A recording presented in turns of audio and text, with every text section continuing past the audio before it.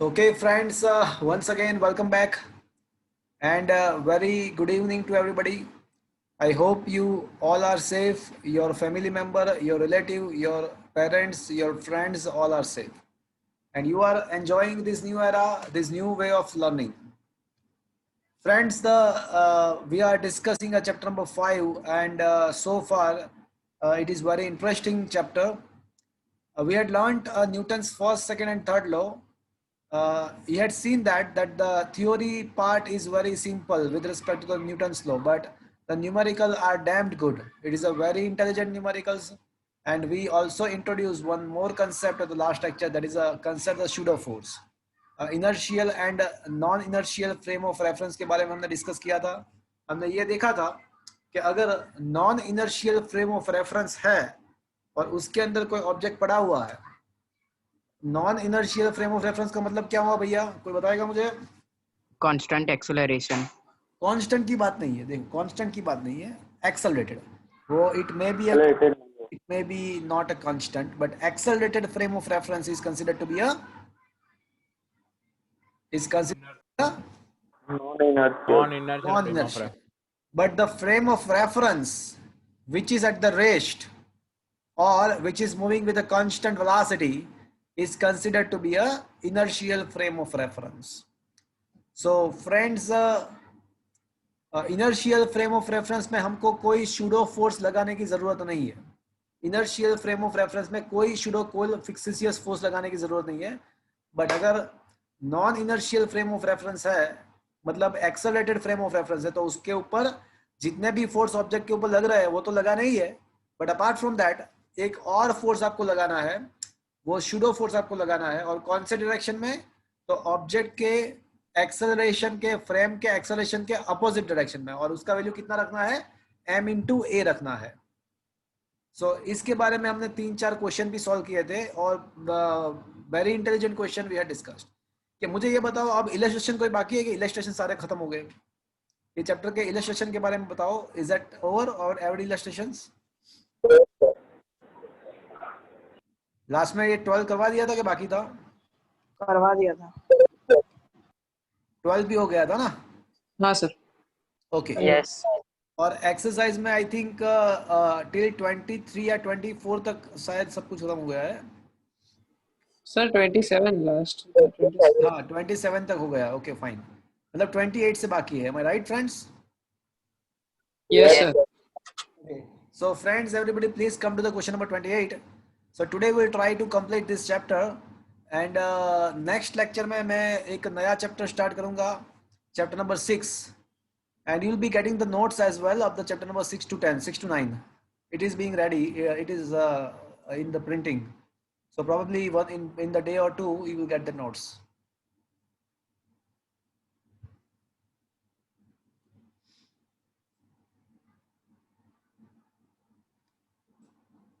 क्या आपके मोबाइल के स्क्रीन पे ये क्वेश्चन नंबर 28 दिख रहा है आपको? Yes sir. Yes sir.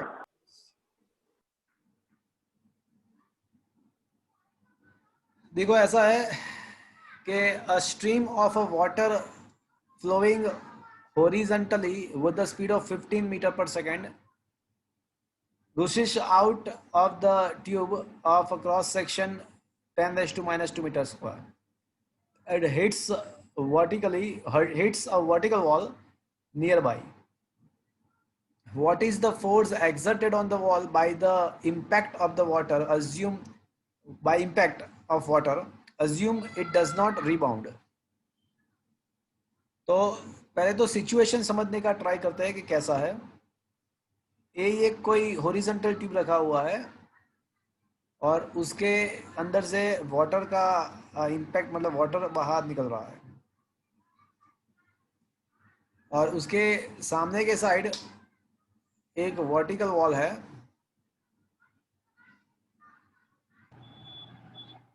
और वाटर का जो जेट है वो ये वर्टिकल वॉल के साथ स्ट्राइक कर रहा है, इम्पैक्ट प्रोड्यूस कर रहा है, और फिर वाटर जो है ना वो रिबाउंड नहीं हो रहा है, वो नीचे जा रहा है, रिबाउंड नहीं हो रहा है, नीचे जा रहा है.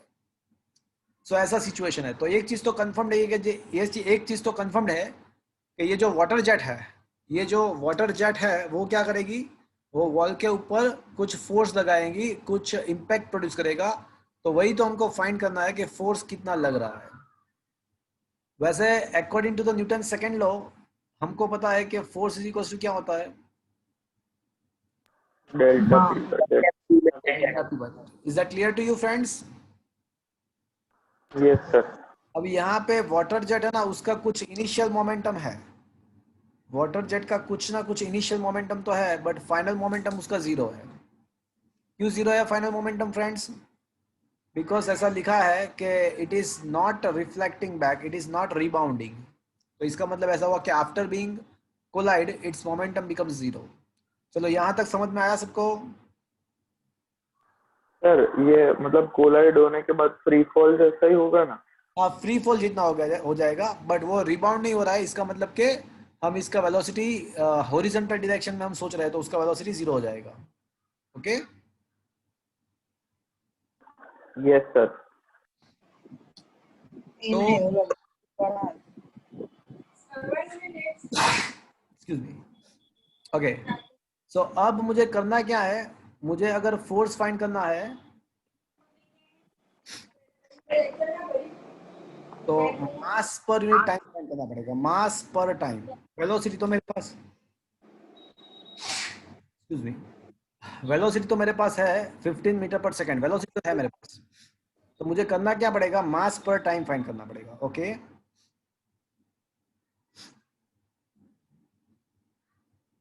तो फ्रेंड्स एक काम करते हैं,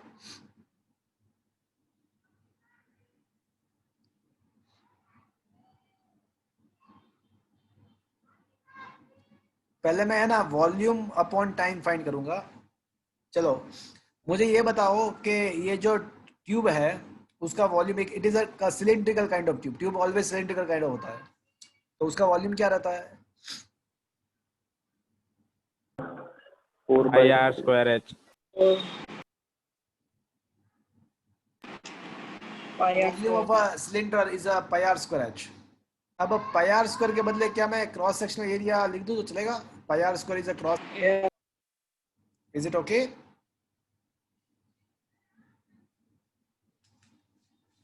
यस सर। और यहाँ पे एच के बदले में उसका लेंथ पता एच नहीं कर सकता हूँ। Is it clear to you? Sir, वो पता नहीं चला वो पाई आर स्क्वायर की जगह क्यों वो क्रॉस सेक्शनल एरिया। हाँ, सिलेंडर जो होता है उसका क्रॉस सेक्शन कैसा होता है? Cross section,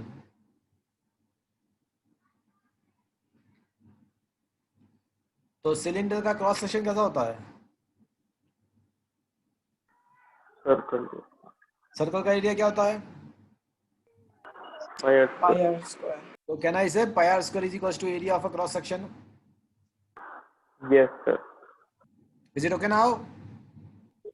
yes sir. तो वॉल्यूम पर द टाइम मतलब area into length upon time. तो अगर मुझे मास अपॉन टाइम करना है तो क्या आपको ये पता है कि density is equal to mass upon volume? Yes sir. तो मास इज इक्वल टू क्या होगा?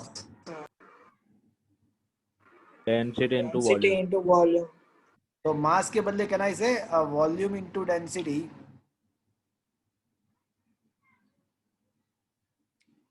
अपॉन टाइम तो रहेगा ही।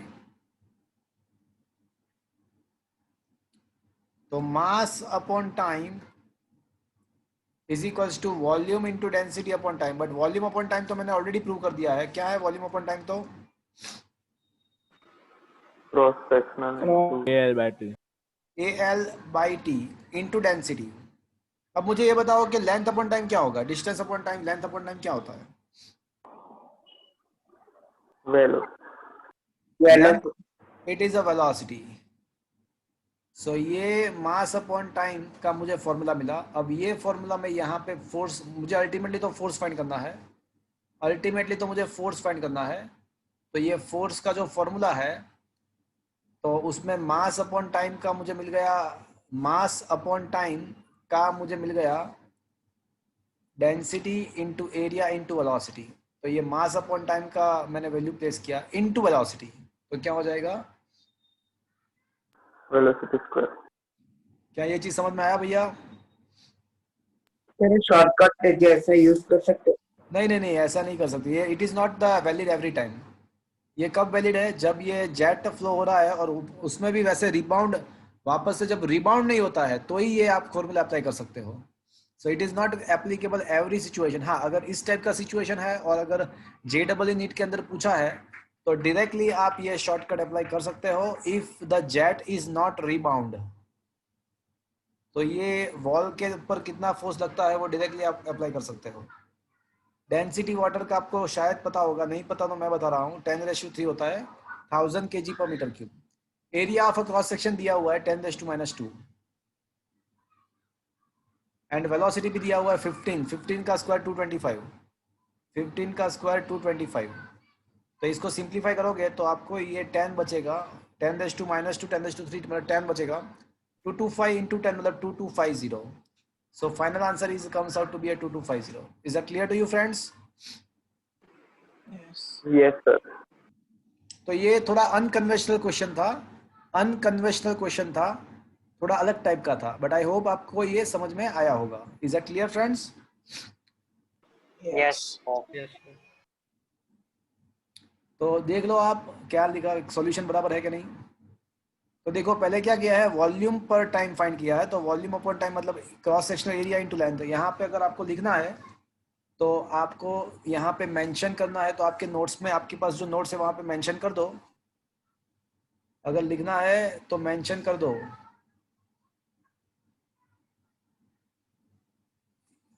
यहाँ पे volume is equals to πr² into h, तो एरिया इंटू लेंथ।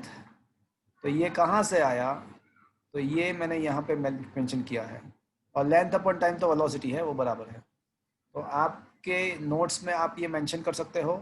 तो ये मुझे मिला वॉल्यूम अपॉन टाइम। तो वॉल्यूम अपॉन टाइम को मैं डेंसिटी से मल्टीप्लाई कर दूँ, तो डेंसिटी से मल्टीप्लाई कर दूंगा तो मुझे मास अपॉन टाइम मिल जाएगा, और मास अपॉन टाइम को मैं फोर्स के फॉर्मूला में सब्स्टिट्यूट कर दूंगा तो फिर मुझे फोर्स मिल जाएगा। Is that clear friends? Yes. Okay, तो come to the question number 29। क्या आपके मोबाइल के स्क्रीन में क्वेश्चन नंबर 29 दिख रहा है आपको? Yes sir. Yes. Karan is there? Karan, Yes, sir. Karan मुझे ये बताओ कि न्यूटन्स थर्ड लॉ क्या है?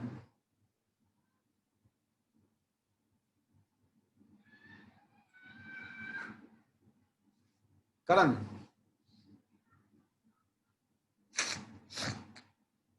Yes, sir. अब बताओ न्यूटन्स थर्ड लॉ क्या है?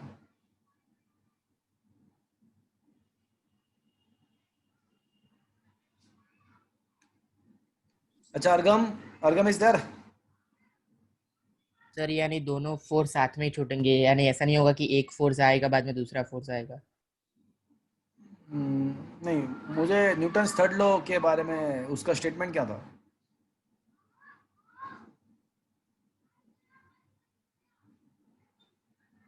अर्गम इज देयर? अर्गम, अर्गम यस सर। बोलो, याद है आपको किस न्यूटन्स थर्ड लॉ के बारे में कुछ सुना है, पता है? हाँ सर। बोलो। सर वो इक्वल एंड ऑपोजिट रिएक्शन होता है ना। So whenever there is an interaction between the two object, then the force on them by each other are same in magnitude but opposite in the direction. That was the Newton's third law. Yes. तो वही चीज हमको करना है यहाँ पे। हम यहाँ पे न्यूटन्स थर्ड लॉ अप्लाई करेंगे। तो पहले क्वेश्चन को समझने का ट्राई करते हैं। 10 1 rupees coin, 10 1 rupees coins are put on top of each other on the table. एक टेबल के ऊपर हमने 10 रुपीज के कॉइन का एक ऐसे एक के ऊपर एक ऐसे मतलब अरेंज किया हुआ है।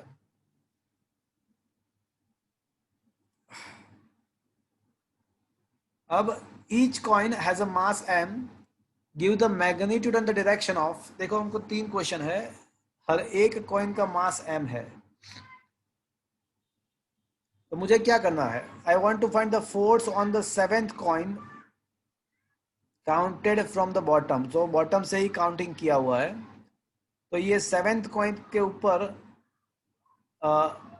ऊपर के सभी जो कॉइन है उसके द्वारा कितना फोर्स लग रहा है, तो 7th कॉइन के ऊपर कितना फोर्स लग रहा है, तो वो तो आपको देखते ही पता चल जाएगा कि भाई 7th कॉइन के ऊपर ये सारे ऊपर के जो 3 कॉइन है वो कितना फोर्स लगाएंगे, उसमें कुछ सोचने की जरूरत नहीं है, वो सोच मतलब पता चल जाएगा कितना फोर्स होगा, बोलो। M cube. अरे क्या बोल रहे हो, m cube? 3m. So first question का जो आंसर आएगा तो क्या भाई ऊपर 7th कॉइन के ऊपर there are 3 more coins in the top of the 7th coin, so all that 3 coins is combined to produce the weight over there, so on the 7th coin how much the force acting by the other 3 coins, so obviously their weights, that is a 3 माजी। चलो क्या ये बात आपको समझ में आया भैया? Yes, sir. अच्छा, और वो कौन से डायरेक्शन में लगेगा, मुझे डायरेक्शन भी फाइंड करना है, Downward. तो उसका डायरेक्शन जो होगा वो डाउनवर्ड होगा, क्या ये बात आपको पल्ले पड़ा? Yes sir. Yes, sir. Okay, अब दूसरा वाला question, the force on the 7th coin by the 8th coin, तो 7th कॉइन के ऊपर 8th कॉइन के द्वारा कितना फोर्स लग रहा है, ऐसा क्वेश्चन है। 7th कॉइन के ऊपर 8th कॉइन के द्वारा कितना फोर्स लग रहा है वो मुझे फाइंड करना है। 3m. माजी 3mg. मेरी बात सुनो, मेरी हाँ बराबर है। नहीं मेरी बात सुनो, तो मुझे करना क्या है, 7th कॉइन के ऊपर 8th कॉइन के द्वारा कितना फोर्स लग रहा है वो मुझे फाइंड करना है। तो मैं एक काम करता हूं, मैं ना 8th कॉइन के ऊपर 7th के द्वारा 8th के ऊपर 7th के द्वारा जितना फोर्स लग रहा है वो मैं फाइंड कर दूंगा और उसका फिर न्यूटन थर्ड लॉ अप्लाई कर दूंगा तो काम हो जाएगा। तो मैं जो है ना वो free body diagram I am just going to draw a free body diagram of the 8th coin, coin number 8 का मैं फ्री बॉडी डायग्राम ड्रॉ कर रहा हूँ, FBD ऑफ 8th कॉइन। चलो मुझे सोच के बताओ कि ये कॉइन नंबर 8 है तो उसके ऊपर कौन कौन से फोर्स लगने वाले हैं, बताओ। mg खुद माजी देखो उसका mg खुद का, normal। हाँ उसका खुद का फोर्स तो नीचे लगेगा माजी, चलो उसका खुद का फोर्स तो मैंने लगा दिया, 8th कॉइन के बारे में हम सोच रहे हैं तो उसका खुद का वेट तो नीचे लगेगा। अपार्ट फ्रॉम दैट और कोई फोर्स उसके ऊपर लग रहा है? Normal. और ऊपर से भी 2 लगेंगे। 2 हाँ माजी एग्जैक्टली। तो apart from its own wait उसके ऊपर 2 और कॉइन है, तो वो दोनों कॉइन मतलब 9th एंड 10th कॉइन जो है वो भी उसके ऊपर फोर्स प्रोड्यूस करेंगे। 9th एंड 2 mg वो भी उसके ऊपर डाउनवर्ड डायरेक्शन में फोर्स प्रोड्यूस करेंगे, तो वो कितना होगा भैया? 2 माजी 2 माजी। और total 3 mg। लगेगा एक नॉर्मल फोर्स लगेगा, तो वो नॉर्मल फोर्स कौन प्रोड्यूस करेगा, वो कौन प्रोड्यूस करेगा? 7 मतलब 7 it is a force by which coin? 7. 7th 7 on it. And ये 8th कॉइन जो है ना वो तो है तो इक्विलिब्रियम में, वो है तो इक्विलिब्रियम में, पूरा सिस्टम इक्विलिब्रियम में ही है, सिस्टम स्टेशनरी है।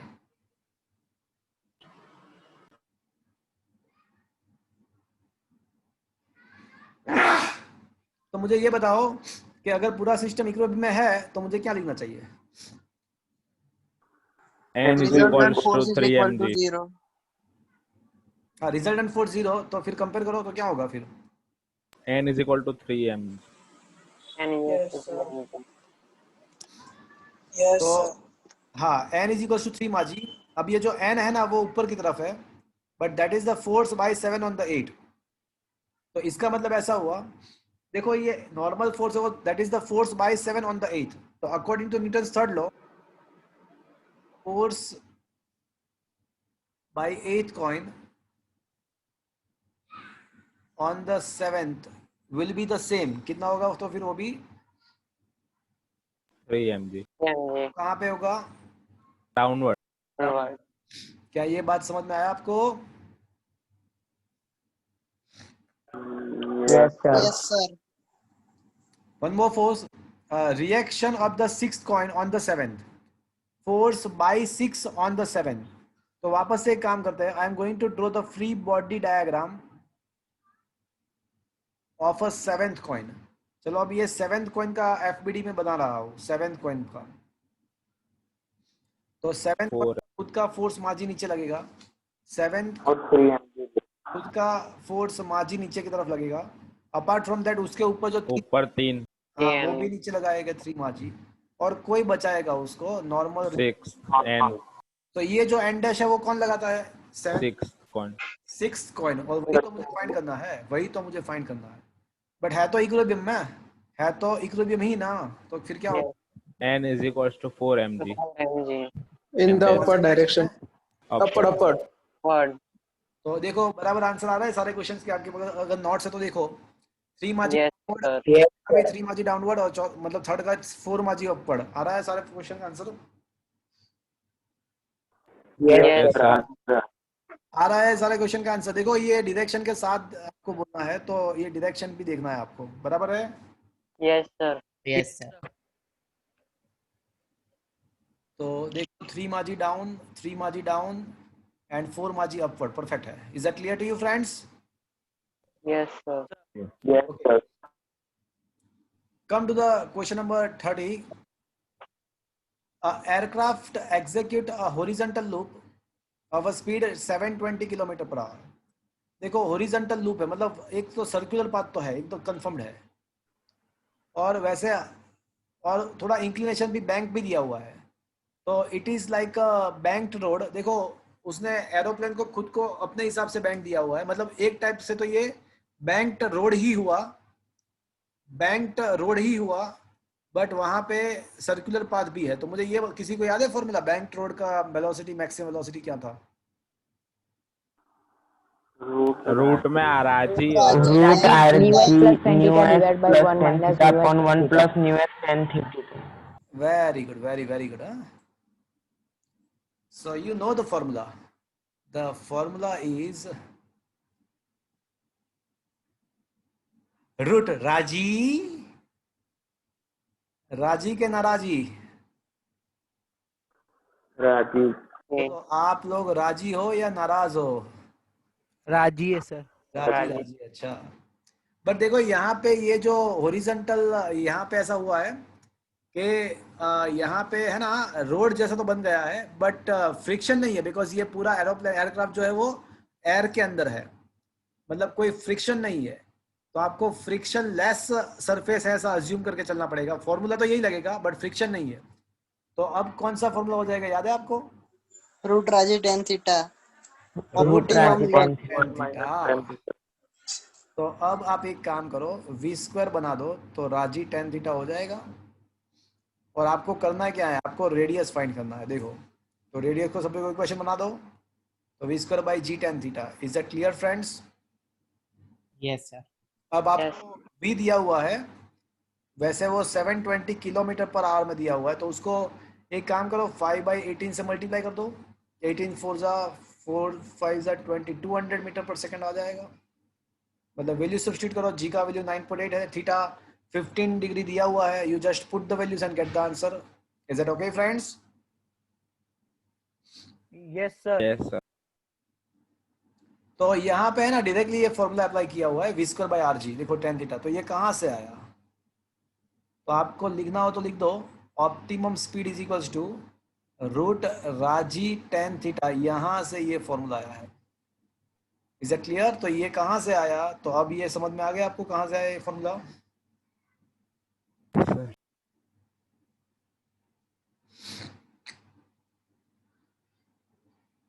Is it clear friends? Yes. Yes, sir. Yes sir.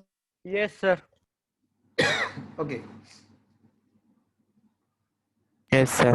ये लिख देना फ्रेंड्स. आपके पास जो नोट्स है ना उसमें लिख ही देना. Okay. Question number 31 I am going to give you in the homework. It is almost similar kind of question. वापस से वो tan theta is equal to v square by R G है. तो ये क्वेश्चन नंबर 31 को मैं होमवर्क में दे रहा हूँ. It is a similar kind of question. और ये वापस से ये फॉर्मूला कहाँ से आएगा?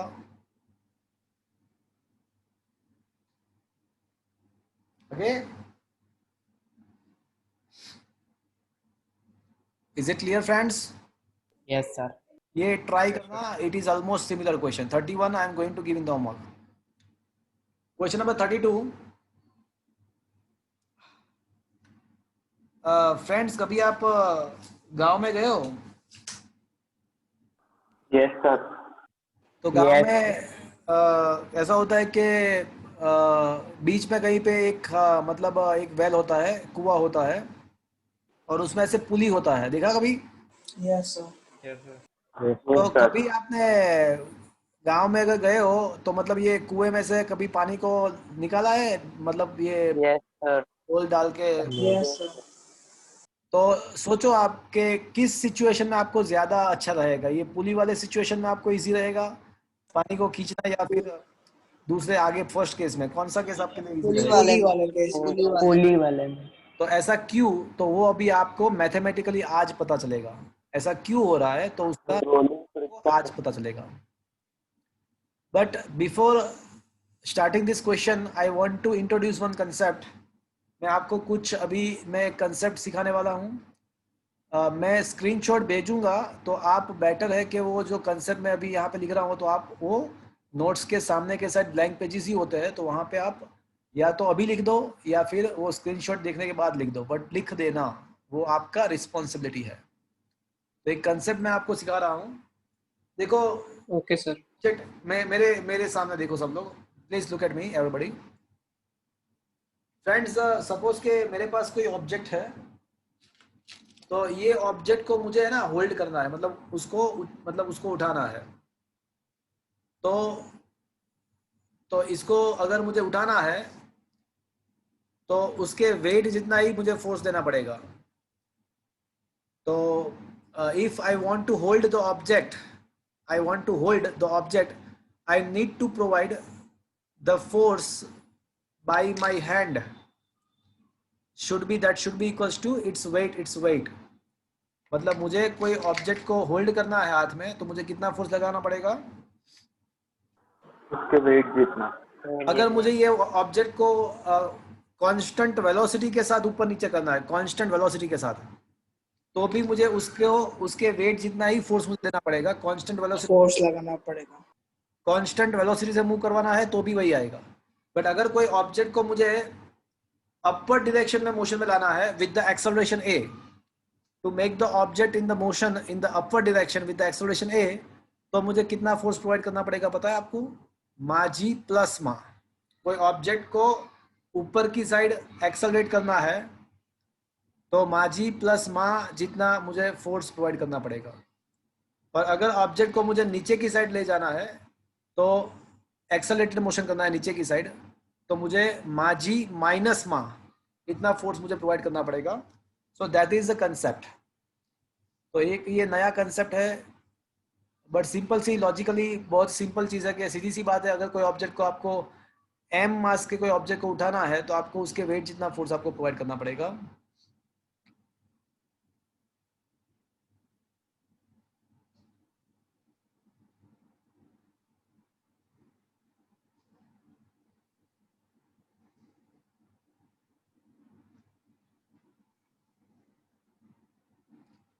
If we want to hold any object or want to move object of mass m, or want to move this object upward or downward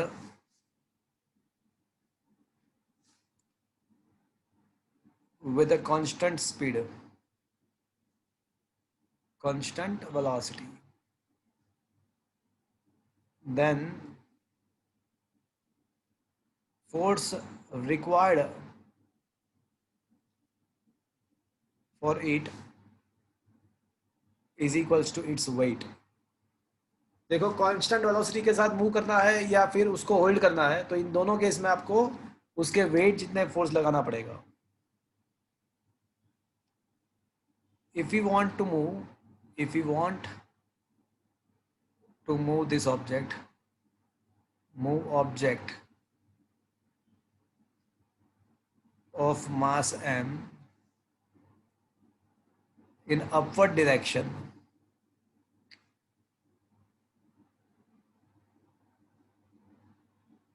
with the acceleration a, then required force will be माजी plus मा. ma g plus ma. And if we want to move object of a mass m in a downward direction,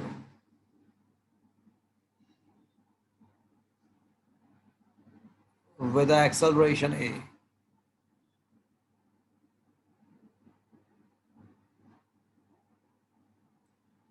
then the required force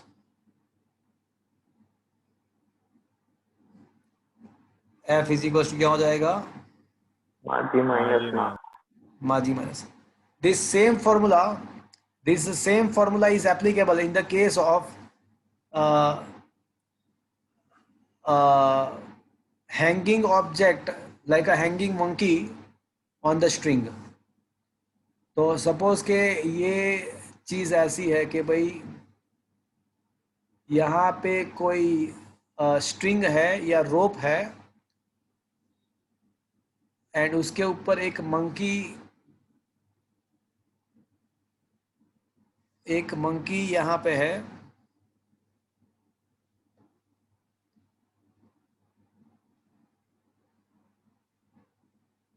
और case 1 कि monkey अगर steady है, मतलब stationery है, अगर monkey वहाँ पे जस्ट लटक रहा है स्टेडी और मूविंग अप और down with a constant velocity, तो ये जो टेंशन प्रोड्यूस होगा स्ट्रिंग के ऊपर वो जस्ट उसके वेट जितना होगा. केस 2, अगर ये मंकी जो है वो ऊपर जा रहा है और विद एक्सेलरेशन है, विद एक्सेलरेशन है, तो क्या लिखना चाहिए मुझे टेंशन का स्ट्रिंग का? माजी प्लस मा. तो स्ट्रिंग के अंदर टेंशन प्रोड्यूस होगा माजी प्लस मा. And case number 3, if a monkey is moving in the downward direction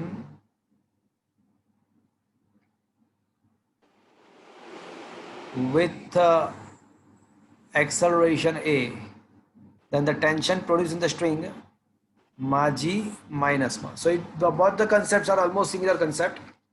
तो ये आपको याद रखना है, इसका स्क्रीनशॉट मैं आपको भेज दूंगा, बट ये आप माइंड में रखना बहुत, मतलब आप थोड़ा प्रैक्टिकली सोचो तो ये आपको समझ में आ जाएगा कि भाई अगर मंकी ऊपर चढ़ रहा है तो स्ट्रिंग का ज्यादा टेंशन मिलेगा, बिकॉज स्ट्रिंग ज्यादा खींचने का ट्राई करेगा, स्ट्रिंग का खिंचाव ज्यादा हो जाएगा तो टेंशन उसका बढ़ेगा.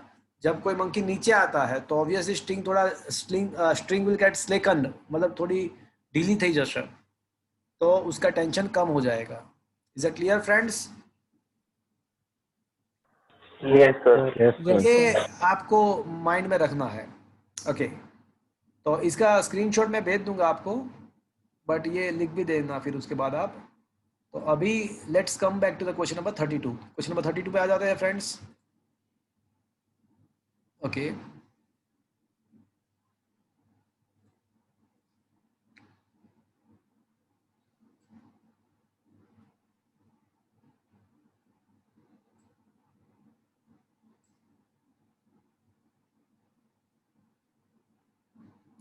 अब क्वेश्चन को समझने की ट्राई करते हैं। क्वेश्चन ऐसा है कि a block of 25 kg is raised by a 50 kg man। देखो एक चीज कंफर्म्ड है कि दोनों केस में आपको 25 kg का मास को खींचना है, वो तो कंफर्म्ड है। तो how much force should be applied, उसको मतलब कांस्टेंट वेलोसिटी के साथ ही खींचना है, उसको एक्सेलरेट नहीं करना है, खाली खींचना है उसको। तो how much force is applied required to हाँ 20 to raise the 25 kg block. तो 25 इंटू जी मतलब 250। तो केस क्या है कि in the two different situation the man will try to do the same thing in the different way। so what is the action on the floor by the man। तो floor के ऊपर ये man के द्वारा, floor के ऊपर man के द्वारा कितना फोर्स लगेगा वो आपको समझना है, सोचना है। तो friends you have to draw the FBD free body diagram of a man of this person. तो सोचो फ्रेंड्स, केस नंबर 1 पहले तो एक काम करते हैं, वो 250 के लिए कितना फोर्स रिक्वायर्ड है ना वो पहले लिख लेते हैं। फोर्स रिक्वायर्ड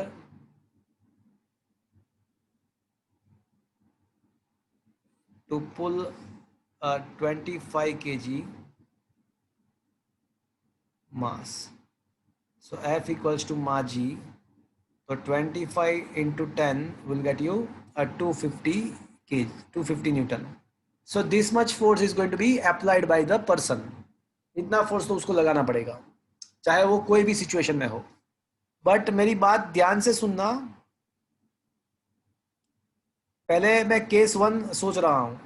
तो केस 1 में ये जो बंदा है वो स्ट्रिंग को कौन से डायरेक्शन में खींच रहा है, अपवर्ड। अपवर्ड। तो according to Newton's third law ये बंदा स्ट्रिंग को ऊपर की तरफ खींच रहा है, तो स्ट्रिंग उसको क्या करने की ट्राई करेगी, नीचे की तरफ। हाँ। की तो तरफ। ये जो पर्सन है उसको एक force according to the Newton's third law एक फोर्स नीचे की तरफ लगेगा ना। तो भाई उसने जितना दिया होगा उतना ही उसको नीचे की तरफ लगेगा, और उसका खुद का वेट तो नीचे की तरफ होगा ही होगा। सो इन द केस 1 देखो फिर से बोल रहा हूं, as a person try to pull the string in the upward direction. So person will provide some force to the string in the upward direction. So according to the Newton's third law person will experience the similar force in the downward direction। so the net force on the floor चलो first case में net force कितना आएगा, floor के ऊपर resultant force. एक तो उसका खुद का जो वेट है वो तो आएगा ही, खुद का वेट तो वहां पे है ही, वो तो रहेगा ही रहेगा। और दूसरा वो इंटरेक्शन वाला फोर्स आएगा जो उसने दिया था, जो उसने स्ट्रिंग पे दिया था वही फोर्स उसको नीचे की तरफ लगेगा। तो how much the net force on the floor, तो कितना फोर्स दिया था वो पर्सन ने ऑब्जेक्ट को खींचने के लिए 250, और खुद का वेट कितना है 50 into 10 मतलब 500। तो how much the resultant force acting on the floor 750। क्या ये बात आपको समझ में आया? सर केस वन फिर से समझो ना, आपका आवाज कट रहा है। हाँ, अभी मैंने केस 2 तो स्टार्ट ही नहीं किया है, केस 2 तो मैंने एक्सप्लेन ही नहीं किया है। बट केस 1 हाँ हम बता रहा हूँ मैं। केस 1 में ऐसा है कि ये जो बंदा है वो स्ट्रिंग को कौन से डायरेक्शन में पुल कर रहा है, ऊपर के नीचे? ऊपर, वेरी गुड। तो ये पर्सन जो है वो स्ट्रिंग को ऊपर की तरफ खींच रहा है, तो स्ट्रिंग क्या करेगी, नीचे खींचेगी। हाँ तो नीचे। तो थर्ड लॉ ऑफ हाँ, जितना फोर्स पर्सन ने ऊपर की तरफ लगाया होगा उतना ही फोर्स उसके ऊपर नीचे की तरफ लगेगा according to Newton's third law. Yes और no? Yes. Apart from that उसका खुद का वेट यस सर। होगा, अपार्ट फ्रॉम दैट उसका खुद का तो वेट नीचे की तरफ होगा ही होगा। Is it okay? So how much the resultant force on the floor? तो एक एफ होगा और एक माजी होगा। चलो, क्या ये बात आप समझ में आया? Yes, sir. Now look at the second situation. अब ये जो पर्सन है वो स्ट्रिंग को क्या कर रहा है? नीचे खींच रहे हैं। हाँ, अब आप थोड़ा सोचो तो ये क्या करेगा? स्ट्रिंग को नीचे की तरफ खींचेगा। M I right friends? Yes, sir. तो उसके ऊपर फोर्स कौन Yes, sir. लगेगा? हाँ, उसके ऊपर कौन सी तरफ लगेगा? अपर डे अपर डायरेक्शन। और खुद का वेट तो नीचे है ही है, खुद का तो वेट नीचे है ही है। तो नेट फोर्स, अब सेकंड केस में व्हाट? तो फ्लोर के ऊपर अब कितना लगेगा? माजी क्या आएगा बोलो? F minus mg. नहीं, नीचे की तरफ कितना होगा? नहीं, result mg minus sir. M G minus है। Is that clear to you? yes, sir. कैसे सर? Yes sir. Is it okay? Yes sir.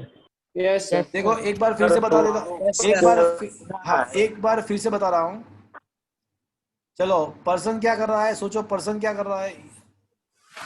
नीचे खींच रहा है string हाँ, को। वो स्ट्रिंग को नीचे की तरफ खींच, तो स्ट्रिंग को नीचे की तरफ खींच रहा है, तो स्ट्रिंग उसको क्या करेगी? ऊपर। ऊपर। हाँ, तो स्ट्रिंग के द्वारा पर्सन के ऊपर की तरफ फोर्स लगेगा। चलो, तो मतलब एक फोर्स एफ ऊपर की तरफ, और खुद का वेट तो नीचे की तरफ होगा ही होगा। तो what will be the resultant force in the downward direction? जो रिजल्टेंट फोर्स डाउनवर्ड डायरेक्शन में वही होगा उसके फ्लोर के ऊपर का फोर्स। फ्लोर के ऊपर कितना? माजी माइनस। नीचे के फोर्स से ऊपर का फोर्स माइनस कर देंगे। हाँ, तो वही किया, माजी माइनस एफ। हाँ, mg वही किया, minus है, हाँ। परफेक्ट। तो ये हो गया 500 माइनस 250। तो सेकंड, सर पर हमको नीचे का दिखता है तो सिर्फ माजी नहीं गिन सकते हम। नहीं, मेरी बात सुनो। देखो, आप जमीन पे खड़े हो, राइट? तो जब खड़े हो तो आप जमीन के ऊपर कितना फोर्स प्रोवाइड करोगे? माजी जितना आपके खुद के, मेरी बात, आपके खुद के वेट जितना, यस और नो? Yes, sir. बट अगर सोचो अब कि अब आपको कोई ऊपर से खींच रहा है, तो आपके द्वारा जो ग्राउंड के ऊपर फोर्स लगेगा वो डिक्रीज होगा या इंक्रीज होगा? आपको कोई Decrease होगा। इंक्रीज हाँ, आपको कोई ऊपर की तरफ खींच रहता है Decrease होगा। तो डिक्रीज हो जाएगा ना। तो वही तो किया यहाँ हाँ पे। सर, हाँ डिक्रीज। हाँ, तो ये क्लियर हो गया अभी आपका डाउट जो था वो?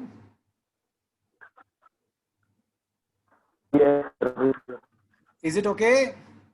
Yes, sir. Yes sir. तो अब सोचो कि कौन सा केस ऐसा है कि जो आपके पाँव के लिए, आपके पैर के लिए, या ये फ्लोर के लिए अच्छा रहेगा? देखो, ऐसा दिया हुआ है कि ये जो फ्लोर है ना वो 700 पे यील्ड हो जाता है, मतलब टूट जाता है। तो कौन सा अच्छा रहेगा हमारे लिए? Second case. हाँ, 700, तो सेकंड ही अच्छा रहेगा। Is that clear? Yes, sir. So second case will be the more easier for us to apply. Sir हाँ, बोलो।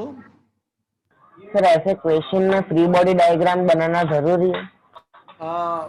देखो, आप बनाओ तो अच्छा है, वो आपके सहूलियत के खातिर है। फ्री बॉडी डायग्राम बनाओ तो अच्छा है आपके लिए। यानी सर कंपलसरी? कंपलसरी नहीं होता है, बट कुछ क्वेश्चन में वो बनाना, जैसे ये क्वेश्चन में हम डायरेक्टली एज्यूम कर सकते हैं। एक क्वेश्चन में तो डायरेक्टली पता चल जाएगा, बट जैसे मैं दिखाऊँ आपको तो ये टाइप के क्वेश्चन, जैसे मैंने ये एरोप्लेन वाला, हेलीकॉप्टर वाला लास्ट टाइम कराया था, हेलीकॉप्टर वाला। Rotor, yes sir. हाँ, रोटर। तो उसमें फ्री बॉडी डायग्राम से ही आपको ये सारा चीज़ पता चलेगा, तो वो ज़रूरी होगा एट द टाइम। तो मैं यहाँ पे है ना, हमारे नोट्स में कभी कभी वो फ्री बॉडी डायग्राम नहीं लिखा हुआ है। तो आपको क्या करना है कि आपको मेरे जो स्क्रीनशॉट हो गए वो आपको देख के वहाँ पे ड्रॉ कर लेना है। ओके? Yes sir. 1 मिनट का काम है, 1 मिनट का ही काम है, और कुछ नहीं है। ओके, चलो, question number 33। Yes, sir. Are you able to see the question number 33? Yes sir. Okay, Yes, sir.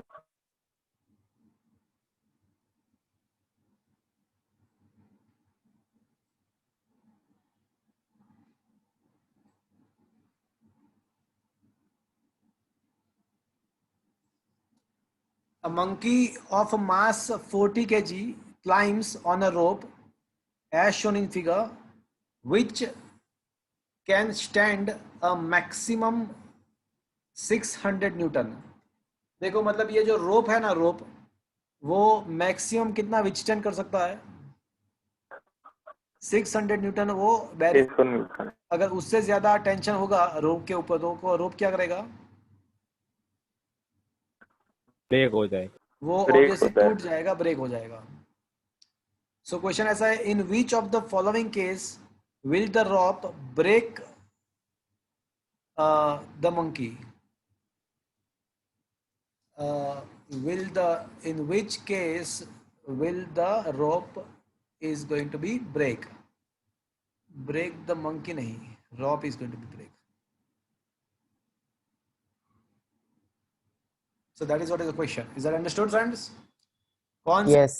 rope break हो जाएगा? Okay? Yes sir. Yes. वैसे अगर rope Yes, break हो sir. जाएगा तो monkey भी break हो जाएगा नीचे पड़ने के द्वारा। ठीक है? Yes. Okay. Yes, sir. Yes sir.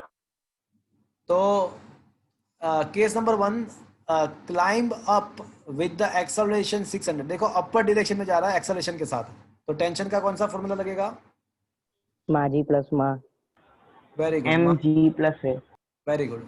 तो m इंटू जी प्लस है, तो यहाँ पे m का वैल्यू जो है ना वो 40 है, g का वैल्यू जो है ना वो तो 10 ले लेंगे हम, एंड एक्सेलरेशन दिया हुआ है 6 फर्स्ट केस में। I am just one by one I have to solve each and every cases. तो यहाँ पे कितना टेंशन प्रोड्यूस होगा? 640। तो क्या होगा?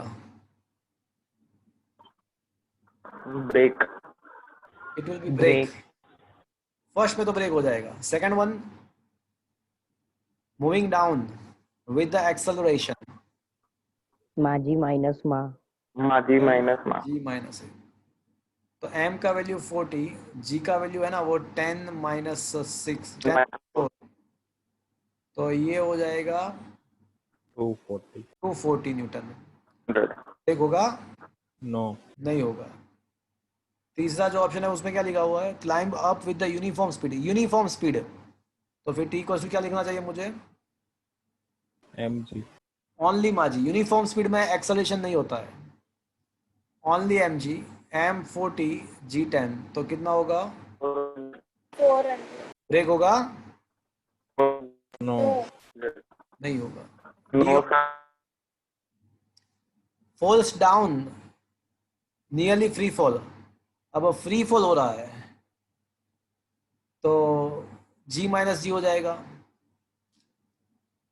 अगर वो फ्री फॉल कर रहा है तो अगर नीचे जा रहा है तो m g माइनस है, बट यहाँ पे a के बदले क्या आ जाएगा?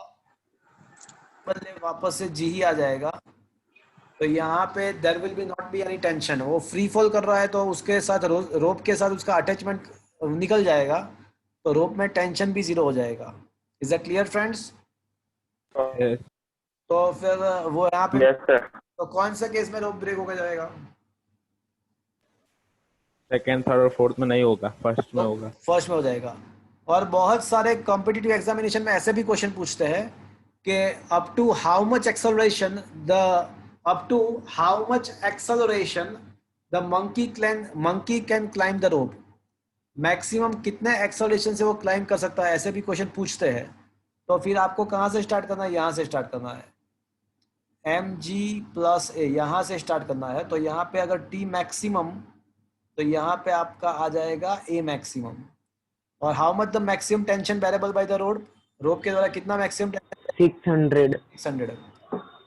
600। तो अगर ऐसा क्वेश्चन पूछा है एक्स्ट्रा, ये एक्स्ट्रा है, बहुत सारे कॉम्पिटिटिव एग्जामिनेशन में पूछते हैं कि how much maximum acceleration by which the monkey can climb the रोप, ऐसा पूछ सकते हैं। तो ये हो जाएगा भैया 60 माइनस 40, तो ये हो जाएगा 60 is equals to 40 plus 4 acceleration. तो ये 20 डिवाइड बाई 4 मतलब maximum acceleration is 5 metre per second square. So monkey अगर 5 मीटर पर सेकंड स्क्वायर के एक्सेलरेशन से जाएगा ऊपर की साइड, तो ये जो रोप है ना वो टूटते टूटते बच जाएगा, टूटते टूटते बच जाएगा। उससे कम एक्सेलरेशन होगा तो प्रॉब्लम नहीं है, बट उससे ज्यादा एक्सेलरेशन होगा तो क्या होगा, रोप टूट ही जाएगा। टूट जाएगा। समझ में आया पूरा चीज? Yes sir. Yes sir. तो इसमें आपको हर एक केस को सोचना है 1 बाय 1, और वो एक्स्ट्रा पार्ट मैंने लिखा है तो वो आप सामने के साइड लिख देना। तो ये जो एक्स्ट्रा चीज मैंने लिखी हुई है कि up to how much acceleration the rope can climb, the monkey can climb the rope, तो ये एक्स्ट्रा केस है। तो ये आपको सामने के साइड ये लिख देना चाहिए। So this is the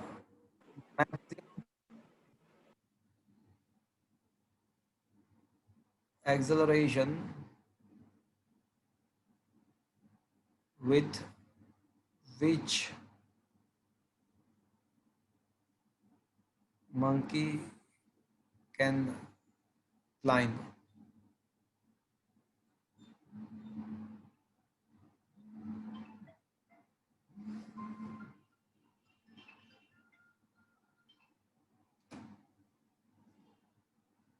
Is that clear, friends?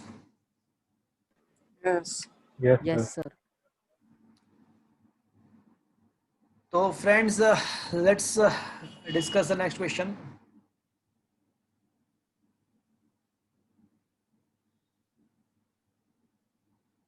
Okay, so question number 34 is a very intelligent question. This kind of questions are asked in the IIT advanced exams. तो ये IIT एडवांस के type के exam के अंदर पूछते हैं।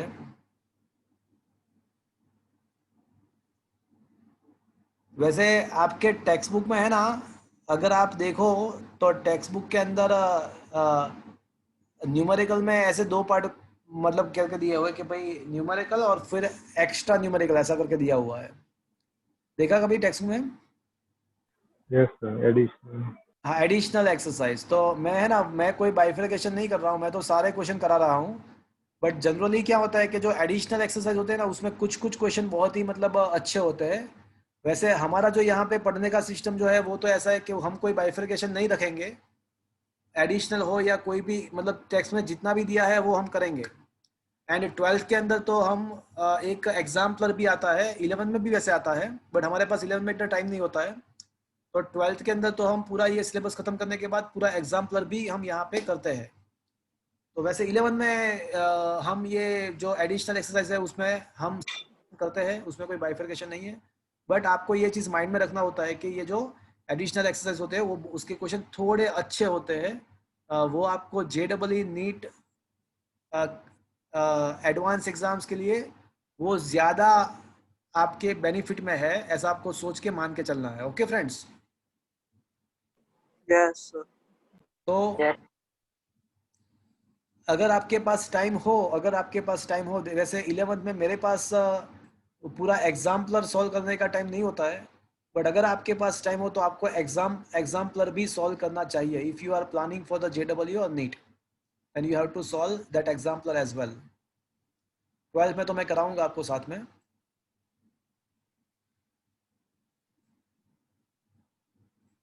Okay, so look at the situation. थोड़ा मेरी बात सुनना। Two bodies A and B of a mass 5 kg and 10 kg are in a contact with each other, rest on the table against a rigid wall shown in the figure. The coefficient of a friction between the bodies and the table is a 0.15, मतलब यहाँ पे friction present है, यहाँ पे friction present है। A force of a 200 Newton is applied horizontal to a A. देखो 200 Newton का force किस बॉडी पे अप्लाई किया हुआ है, A या B? ए पे। हाँ, बॉडी ए पे अप्लाई किया हुआ है। तो मुझे फाइंड क्या करना है? Number 1, I want to find the reaction of the partition, मतलब यहाँ पे जो एक्शन रिएक्शन होता है ए एंड बी के बीच में, वो मुझे फाइंड करना है। And the action reaction force between the A and B. अच्छा, once again, number 1, what are the reaction of the partition?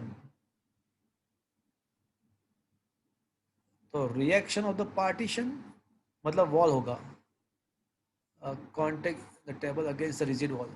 I think here it should be a partition के बदले यहाँ पे rigid wall होना चाहिए, because second question तो वही है, the action and reaction force between the A and B. Okay, what happen when the wall is removed? अच्छा, यहाँ पे जो पार्टीशन है ना, वहां पे आपको वॉल लिखना है डेफिनेटली। ये जो फर्स्ट क्वेश्चन है ना, that is the reaction by the wall, तो वॉल के द्वारा कितना रिएक्शन है वो आपको फाइंड करना है। सेकंड केस में आपको क्या करना है कि ये दोनों के बीच में जो एक्शन रिएक्शन का पेयर है वो फाइंड करना है। सेकंड केस में दोनों के बीच में जो फोर्स है वो आपको फाइंड करना है, दोनों के बीच वाला। और थर्ड केस में क्या है कि अगर मैं ये वॉल को रिमूव कर देता हूँ तो क्या ये बी वाला जो आंसर होगा वो चेंज, बी का जो आंसर है वो चेंज हो जाएगा, होगा तो क्या होगा? And when the body is in the motion, okay, ignore the difference between the static friction and kinetic friction. मतलब ऐसा दिया हुआ है कि coefficient of the static and kinetic friction are the same, ऐसा दिया हुआ है। हमको दिया है तो लेना पड़ेगा, वैसे होता नहीं है बट दिया है तो लेना पड़ेगा। चलो, सबसे पहला क्वेश्चन आपको समझ में आया क्या करना है? कोई मुझे बताएगा what is the first question?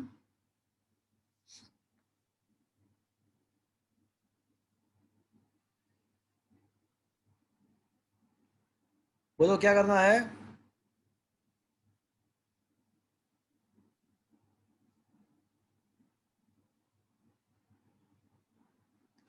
So in the first question I wants to find the reaction by the wall.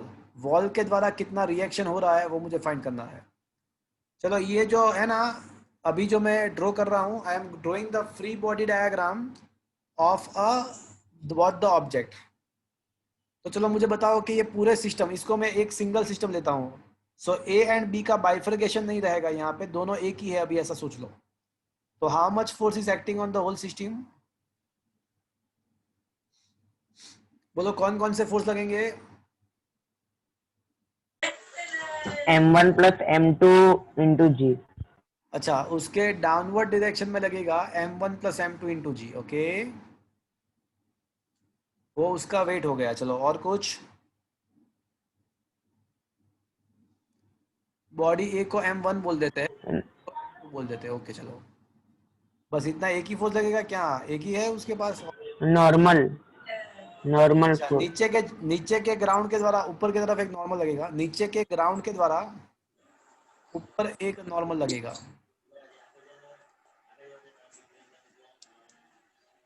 Frictional force. Okay, तो नीचे ग्राउंड के द्वारा ऊपर की तरफ एक फोर्स लगेगा ऊपर की तरफ, उसको हम एन डैश बोल देते हैं। और अपार्ट फ्रॉम दैट, चलो, 2 हुआ, और कुछ? Frictional force. Left side friction. अच्छा, गुड। राइट साइड मैंने, है ना, राइट साइड मैंने 200 न्यूटन फोर्स अप्लाई किया है, एक्सटर्नल फोर्स। तो इसका 200 न्यूटन फोर्स मैंने राइट साइड की तरफ मैंने अप्लाई किया है, 200 न्यूटन। तो उसका इम्पेंडिंग जो मोशन है, इम्पेंडिंग मोशन जो होना चाहिए बट हो नहीं रहा है, लेफ्ट से। हाँ, वो लेफ्ट हैंड साइड होगा। तो यहाँ पे स्टैटिक फ्रिक्शन लगेगा, यहाँ पे स्टैटिक फ्रिक्शन तो लगेगा ही, और एक फोर्स लगेगा। कोई मुझे बताएगा और कौन सा लगेगा? साइड वॉल से हाँ, वो जो नॉर्मल। साइड वॉल है वो भी क्या करेगा? कुछ रिएक्शन प्रोड्यूस करेगा, और वही तो मुझे फाइंड करना है, वही तो मुझे फाइंड करना है भैया। वो जो साइड वॉल है वो भी कुछ ना कुछ तो रिएक्शन प्रोड्यूस करेगा ना, वही तो मुझे फाइंड करना है। चलो, क्या ये चीज आपको पल्ले पड़ा, समझ में आया? Yes sir. तो ऐसे 5 फोर्स लगेंगे सिस्टम के ऊपर, 5 फोर्स लगेंगे। खुद का वेट, नीचे के ग्राउंड के द्वारा ऊपर की साइड नॉर्मल फोर्स जो अप्लाई किया वो 200 Newton, static friction and static friction and the reaction force. तो अब मैं ऐसा कह सकता हूं कि नॉर्मल फोर्स जो है ना एन डैश, देखो ये इक्विलिब्रियम, पूरा सिस्टम जो है ना वो इक्विलिब्रियम में है। तो कहना इसे N dash equals to m1 plus m2 into G. Sir इसमें लिखा तो नहीं है, तो कैसे पता चलेगा कि इक्वली? अरे वो देखो किसको देखो कोई ऑब्जेक्ट अगर एट द रेस्ट रहता है या कांस्टेंट वेलोसिटी के साथ मूव होता है तो उसको ये दोनों स्टेट को इक्विलिब्रियम बोलते हैं। और अगर ऑब्जेक्ट एक्सेलरेटेड मोशन करता है तो वो नॉन इक्विलिब्रियम है। अब मुझे देख के बताओ कि यहाँ पे ऑब्जेक्ट एक्सेलरेटेड मोशन में है क्या? No sir. No sir. वो दोनों ऑब्जेक्ट एट द रेस्ट ही है ना। Okay, yes sir. तो फिर वो बताने की जरूरत थोड़ी ना है। ओके, चलेगा। Yes sir. तो ये m1 plus m2 into g, तो ये m1 है 5 kg, m2 है 10 kg, 10 प्लस 5 15, 15 इंटू जी। मैं ना for the sake of the simplicity I am taking the G as a 10। तो मेरे जो आंसर आएंगे तो थोड़े मतलब थोड़े अलग आएंगे। मैंने जी को 10 अज्यूम कर लिया है 9.8 के बदले, चलेगा? तो मेरा थोड़ा आंसर में वेरिएशन आएगा। Okay, yes sir. चलो ये हुआ। और दूसरा क्या मैं लिखूं? दूसरा फॉर्मूला मैं क्या लिखूं? R plus Fs is equal to 200. हाँ, I should write R plus Fs is equals to 200. Here I will assume Fs is a Fs maximum.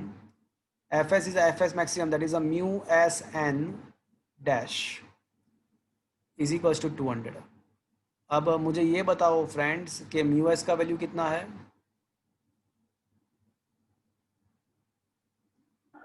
0.15। और n dash कितना मिला मुझे? m1 plus m2 into c, मतलब 200।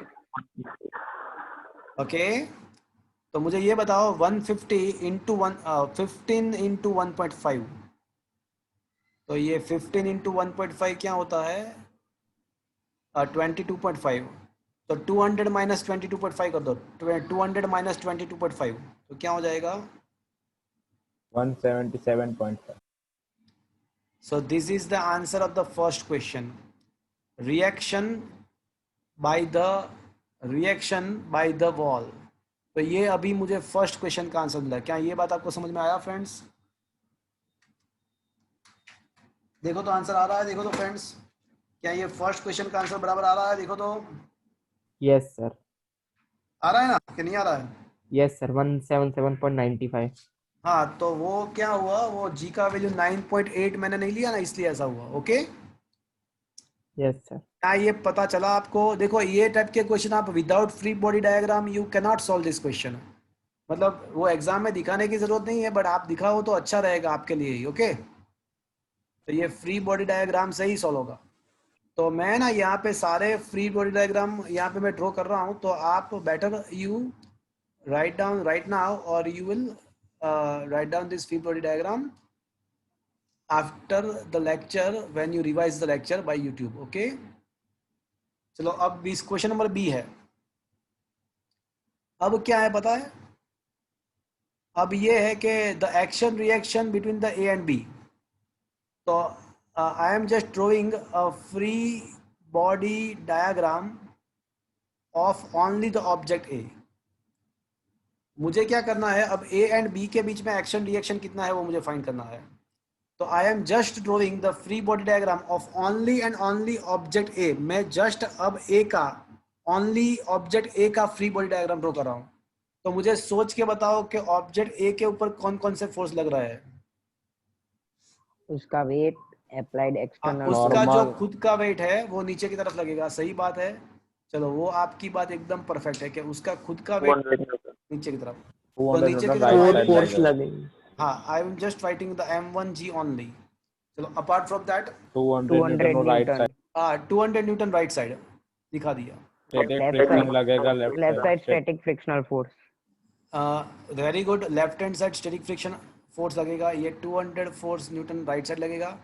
Left hand side दो force लगेंगे, एक तो स्टैटिक फ्रिक्शन भी लगेगा, reaction force, it is the reaction. Normal force, क्या ना इसे देखो, अब ये बी क्या करेगा, वो ए को रिएक्ट करेगा.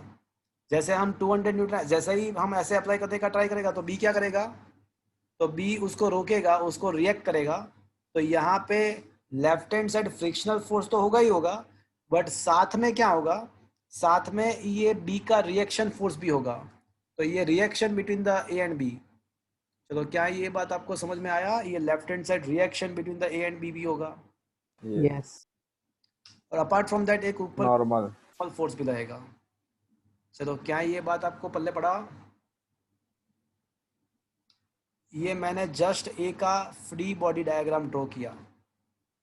चलो, वैसे ये ब्लॉक ए भी इक्विलिब्रियम में ही है, तो ब्लॉक ए भी इक्विलिब्रियम में ही है, तो अब मैं क्या लिखना चाहिए मुझे? N is equals to M1G. सबसे पहले तो मुझे लिखना चाहिए n is equals to m1g. अब m1 का वैल्यू 5 kg है, तो 5 इंटू जी मतलब मेरे लिए 50 हो जाएगा. चलो, अब दूसरा मुझे क्या लिखना चाहिए friends? R plus Fs is equals to 200. r between A B plus F S is equals to 200. चलो, क्या ये बात आपको समझ में आया फ्रेंड्स? Yes sir. सो मुझे ये बताओ कि ये एफ एस के बदले में क्या लिख सकता हूँ? Mu S. यहाँ पे ऐसा मान के चलेंगे कि F S becomes F S maximum. F S maximum हो गया है, ऐसा मान के चलेंगे. तो ये म्यू एस 0.15 इंटू 50 मतलब ये हो जाएगा 0.15 का मतलब 5 इंटू 1.5. तो 1.5 इंटू 5 का मतलब 7.5. तो 200 माइनस 7.5. तो 200 माइनस 7.5 तो 190. 192.5. तो that will be the action reaction between the A and B. तो ये सेकंड क्वेश्चन का आंसर मिल गया. क्या आ रहा है देखो तो एक बार friends.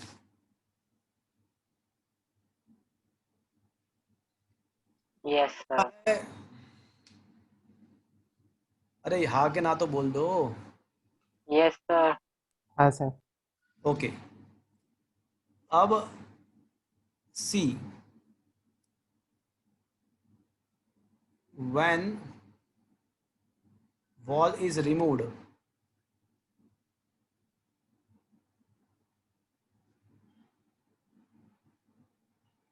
system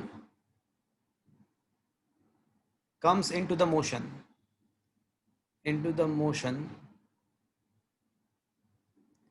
assuming that it comes into the motion with the acceleration a.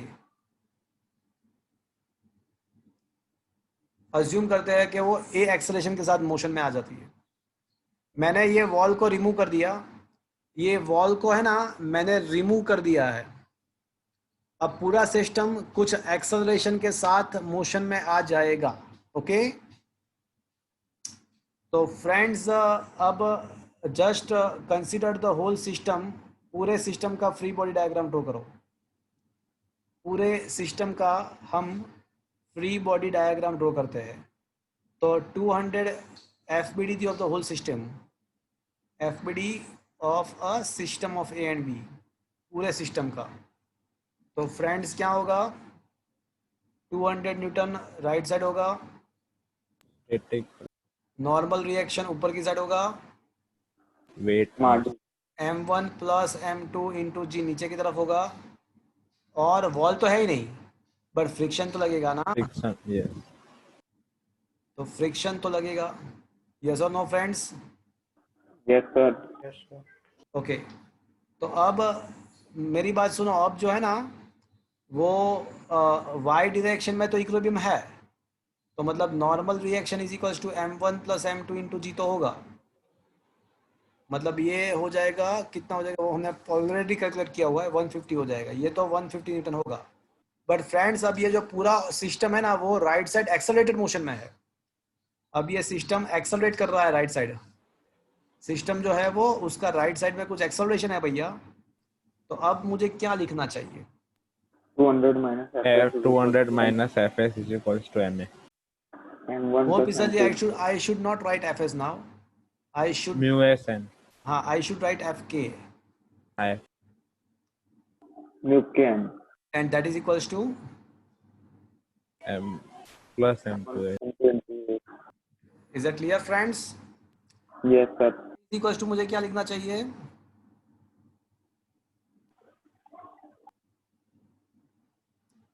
Mu के एन डैश। तो फ्रेंड्स ये 200 माइनस म्यू के का वैल्यू कितना है भैया? 0.15। एन डैश कितना है? 150 is equals to m1 plus m2 into ए।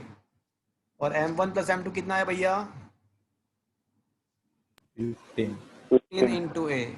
चलो अब मुझे ये बताओ कि 200 माइनस ये हो जाएगा 22.5। तो 200 माइनस 22.5 क्या हो जाएगा? 177. 177.5. Divide by 15 divide by 15 177.5 divide by 15 करो तो भैया 11.83. 11.83 मीटर पर सेकंड स्क्वायर। तो ये मुझे पूरे सिस्टम का एक्सेलरेशन मिला। When we remove the wall, this will be the acceleration of the whole system. But our question is not to find that. We don't want to find the acceleration of the system. What we want to find? We want to find the interaction between the A and B after the wall is removed. तो अभी तो मुझे क्या करना है कि A and B के बीच में जो इंटरेक्शन हो रहा है ना वो मुझे फाइंड करना है। तो उसके लिए मुझे वापस से क्या करना पड़ेगा? वापस से मुझे क्या करना पड़ेगा? FBD. Free body diagram of AB मतलब System. ओनली ए। ना ना ना ना सिस्टम नहीं, खाली मुझे ए का फ्री बॉडी डायग्राम ड्रॉ करना पड़ेगा। I need to draw a free body diagram of only the A. मुझे ए A का तो ऊपर ड्रॉ किया डायग्राम ड्रॉ है। करना पड़ेगा। तो उसके द्वारा ऑटोमेटिकली मुझे ए एंड बी का बीच का मुझे वो मिल जाएगा इंटरेक्शन फोर्स। A का तो राइट साइड में ड्रॉ किया हुआ है ना सर। हाँ क्या बोल रहे हो? A का तो इधर ड्रॉ किया हुआ है ना सर B में। हाँ वो बी में कौन सा केस था? जब वॉल था। और अब कौन सा केस है? हमने वॉल को क्या किया है अभी? Remove. तो ए का फ्री बॉडी डायग्राम ड्रॉ करते हैं। तो m1 जी नीचे आएगा, नॉर्मल रिएक्शन ऊपर की तरफ आएगा, 200 न्यूटन राइट साइड आएगा एंड लेफ्ट हैंड साइड दो फोर्स आएंगे। एक तो उसका फ्रिक्शनल फोर्स आएगा F1 और दूसरा ये reaction between the A and B आएगा। बट तो फिर क्वेश्चन इज दैट कि तो फिर फर्क क्या पड़ेगा? वो जो बी में हमने जो किया उसमें फर्क ये पड़ेगा कि अभी जो ऑब्जेक्ट है ना वो एट द रेस्ट नहीं है। अभी जो हमारा ऑब्जेक्ट ए है ना वो राइट साइड मूव हो रहा है विद द एक्सेलरेशन ए। तो इक्वेशन चेंज हो जाएगा। तो मुझे इक्वेशन लिखाओ। चलो फ्रेंड्स मुझे अब इक्वेशन लिखाओ। चलो अब मुझे इक्वेशन को लिखाओ। M1G बोलो सबसे पहला इक्वेशन में क्या लिखूं? N is equals to M1G। हाँ n is equals to m1g। तो ये n जो है ना वो 5 है, मतलब ये 50 न्यूटन हो जाएगा फर्स्ट इक्वेशन। अब सेकंड इक्वेशन लिखाओ। मैं क्या लिखूं? 200 minus FS plus RAB। 200 minus FS minus RAB is equals to मुझे क्या लिखना चाहिए? M1A। m1a। फ्रेंड्स ये एक ही न्यूमेरिकल मेरा आधा घंटा खा गया मेरे लेक्चर का, बट ये JEE एडवांस के लिए है। समझ में आया? बट आपको क्या Yes, sir. देखो अभी जो ऑब्जेक्ट है ना वो एक्सेलरेटेड मोशन में है। तो अब रिजल्टेंट फोर्स इक्वल्स टू मा करना है। और बी में क्या था? बी में पूरा ऑब्जेक्ट जो था वो स्टेशनरी था, एट द रेस्ट था। तो हमने यहाँ पे कंपेयर किया था और यहाँ पे रिजल्टेंट फोर्स इक्वल्स टू मा। अब ये 200 हो जाएगा। अब वैल्यू सब्स्टिट्यूट करते हैं सारे फॉर्मूलेशन के अंदर। तो ये हो जाएगा 200 माइनस FS के बदले म्यू के N minus RAB is equals to m1 into a. अब m1 क्या है? वो 5 kg। एक्सेलरेशन कितना है? 11.83। अब म्यू के एन करो तो 200 माइनस 0.15 इंटू नॉर्मल जो है वो 50 है, minus RAB is equal to, मुझे ये बताओ ना 11.83 इंटू 5 क्या होता है?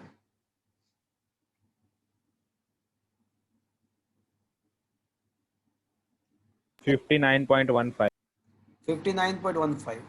अब आर ए बी को सब्जियों को इक्वेशन बनाते हैं, तो क्या करना है आपको? 200 माइनस करो ना, 200 माइनस 7.5 माइनस 59.15, 200 माइनस 7.5 फिर वापस से minus 59.15, 133.35. So this will be the reaction force between the A and B right now after the wall is removed. क्या आंसर आ रहा है भैया? देखो तो। Yes, sir. Yes sir. तो देख रहा फ्रेंड्स, ये लेवल आ गया आपका, ये लास्ट लेवल तक का हो गया यहाँ पे। चलो, क्या ये बात आपको समझ में आया friends? Yes yes sir. Sir. हाँ बोलिए। सर अगर एनसीईआरटी में अगर ये पूछेंगे तो कितने मार्क्स का आ सकता है? 4-5 मार्क्स में आएगा, 5 मार्क्स में आ सकता है। सीबीएसई में 5 मार्क्स के क्वेश्चन होते हैं, बोर्ड के, हमारे गुजरात बोर्ड में 4 मार्क्स के क्वेश्चन होते हैं, तो उसमें ही आ सकता है ये क्वेश्चन। Important sir? इम्पोर्टेंट तो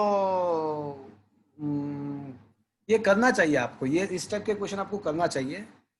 देखो इसमें क्या है कि ये रट्टा मारने से आपको नहीं आएगा, आपको थोड़ा सोचने से आएगा। तो आपको क्या करना चाहिए? आपको खुद को एक बार आप देख लो मेरा वीडियो, एक बार ये समझ लो, उसके बाद खुद ट्राई करो, खुद एफबीडी बनाओ, खुद सोचो कि क्या इक्विलिब्रियम है या नहीं है, क्या एक्सेलरेशन है या नहीं है, और फिर सोचो कि क्या किस टाइप का इक्वेशन अप्लाई करना है। अब एक बार इस टाइप के क्वेश्चन आप 1-2 सॉल्व कर दोगे ना, तो आपको कोई भी टाइप का मतलब आपको क्वेश्चन आ जाएगा। तो करना इसी के वजह से करना चाहिए, not prepare for the exam. आप एग्जाम के हिसाब से मत सोचो, बट आपको समझना है, सीखना है, उसको माइंड में रख के आप ये सॉल्व करो। समझ में आया आपको? Yes Yes, sir. तो मैं इसका Yes, पूरा sir. स्क्रीनशॉट लेके आपको भेज देता हूँ। वैसे यहाँ पे 4 एफबीडी बने, पता चला आपको? 2 बार पूरे सिस्टम का बनाया और 2 बार ऑब्जेक्ट ए का बनाया। Is it understood friends? Yes, sir. Yeah. Yes, sir. अब 35 आई थिंक मैंने करवाया था कि बाकी है? अच्छा 35 पे आ जाओ। Question number 35। A block of 15 kg is placed on the long trolley. The coefficient of the static friction between the block and trolley is a 0.18.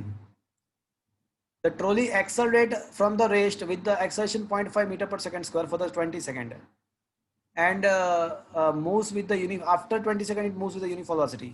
Discuss the motion of the block as viewed by a stationary observer on the ground and observer moving with the trolley. तो friends question ऐसा है कि एक trolley के ऊपर block रखा हुआ है। अब क्या है कि ये जो ब्लॉक है ना, वो ट्रॉली को हम एक्सेलरेट कर रहे हैं। तो फ्रेंड्स ट्रॉली जो है वो ब्लॉक के लिए क्या हो गया? Frame of reference. हाँ, more precisely it is a non Non-inertial. Of reference. तो it will becomes a non inertial frame of reference.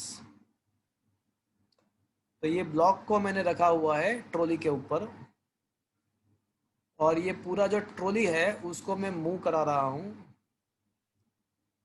Accelerated motion में करा रहा हूँ। तो ब्लॉक के ऊपर शूडो फोर्स जो है MA वो अपोजिट डायरेक्शन में लगेगा, बट उसको कोई रोकेगा। कौन रोकेगा उसको? Friction. फेस। बट अगर MA, आपको देखना पड़ेगा कि MA ज़्यादा है या FS मैक्सिमम ज़्यादा है। अगर MA ज़्यादा है तो क्या होगा? Left side move. तो मूव होना स्टार्ट होगा। तो MA का जो वैल्यू है वो 15 इंटू 0.5, तो that will B only a 7.5 Newton. 15 into 0.5, so it is only a 7.5 Newton. And Fs maximum mu Sn, and it is a mu S ma g. तो mu S जो है ना वो 0.18 दिया हुआ है, m का वैल्यू 15 है, g का वैल्यू 10 ले लेते हैं, तो ये 15 इंटू 1.8 हो जाएगा। तो 15 1.8 कितना होता है? 15 इंटू 1.8 27 टोटल 27 न्यूटन। तो कौन ज़्यादा है? m FS max less than fs maximum. तो इसका मतलब क्या हुआ? ब्लॉक नहीं होगा। stationary on the trolley। चलो, क्या ये बात आपको समझ में आया? Yes sir. अब वो चाहे कोई आउटसाइडर और कोई पर्सन ग्राउंड में से देखे या कोई ट्रॉली के साथ जो मूव हो रहा है वो देखे, तो दोनों को क्या दिखाई देगा? बॉक्स के अंदर तो ऑब्जेक्ट स्टेशनरी ही है, ट्रॉली के अंदर ऑब्जेक्ट उसको स्टेशनरी ही दिखाई देगा, चाहे वो बंदा जमीन पे खड़ा है या चाहे वो ट्रॉली के साथ मूव हो रहा है। तो दोनों को ट्रॉली के अंदर तो ऑब्जेक्ट स्टेशनरी दिखाई देगा। हाँ, जो बंदा रोड पे खड़ा है ग्राउंड पे, उसको क्या दिखाएगा? ट्रॉली के साथ ऑब्जेक्ट, ट्रॉली के साथ ही ऑब्जेक्ट मूव हो रहा है ऐसा दिखाई देगा। और जो ट्रॉली के साथ मूव हो रहा है तो उसको वो ऑलवेज स्टेशनरी दिखाई देगा, बिकॉज वो ट्रॉली के साथ मूव हो रहा है, तो उसको जब भी दिखाएगा तो उसको ऑब्जेक्ट स्टेशनरी दिखाई देगा। क्या ये बात आपको समझ में आया? Yes sir. तो जो बंदा ग्राउंड पे खड़ा है उसको ऐसा दिखाई देगा कि ऑब्जेक्ट ट्रॉली के साथ, ट्रॉली के अंदर रेस्ट पे है बट ट्रॉली के साथ मूव हो रहा है। और जो बंदा ट्रॉली के साथ, खुद ट्रॉली के साथ मूव हो रहा है, तो उसको ऐसा दिखाई देगा कि ऑब्जेक्ट एट द रेस्ट है। क्या ये चीज आपको समझ में आया फ्रेंड्स? Yes. Yes sir. तो for the stationary object, observer on the ground block will be stationary, यहाँ पे लिखना चाहिए स्टेशनरी विथ रिस्पेक्ट टू, लिख दो विथ रिस्पेक्ट टू ट्रॉली। वो ट्रॉली के रिस्पेक्ट में स्टेशनरी है। वो वैसे ट्रॉली मूव हो रही है तो वो भी मूव हो रहा है, बट ट्रॉली के रिस्पेक्ट में वो स्टेशनरी है। Is it clear to you friends? Yes sir. Yes, sir. फ्रेंड्स, आज का जो सेशन है ना, मैं यहाँ पे ख़त्म कर रहा हूँ। अब थोड़े 3-4 न्यूमेरिकल्स रह गए तो वो हम नेक्स्ट लेक्चर में ले लेंगे। बट ये मतलब बहुत ही अच्छा लेक्चर था। आज का लेक्चर आपको रिवाइज करना चाहिए, देखना चाहिए। आज मैं यहाँ पे मेरा सेशन यहाँ पे ख़त्म कर रहा हूँ। वापस से सैटरडे को एज पर द शेड्यूल मिलेंगे 12 o'clock। जिसका 12 o'clock है तो मेरा एक लेक्चर ये है ना, वो यूट्यूब में लिंक देख लेना, ओके? जिसका एग्ज़ाम है जो बंदे को, ओके? Okay sir. बट देख लेना, that is your responsibility now. Yes sir. तो अभी मैं यहाँ पे सेशन Bye, कर sir. रहा हूँ, Bye, वापस sir. मिलेंगे नेक्स्ट सैटरडे को, okay? Bye sir. Bye, good bye, bye sir. Good night.